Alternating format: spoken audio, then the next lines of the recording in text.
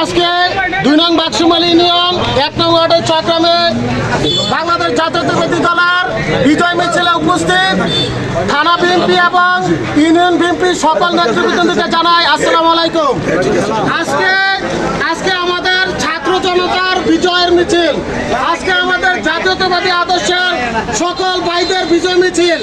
আমরা এই 18 বছরে আমরা এই স্বৈরশাসক হাসিনার যাতাতলে আমরা পরে বিভিন্ন নির্যাতনের শিকার, আমরা বিভিন্ন সময়ে আমরা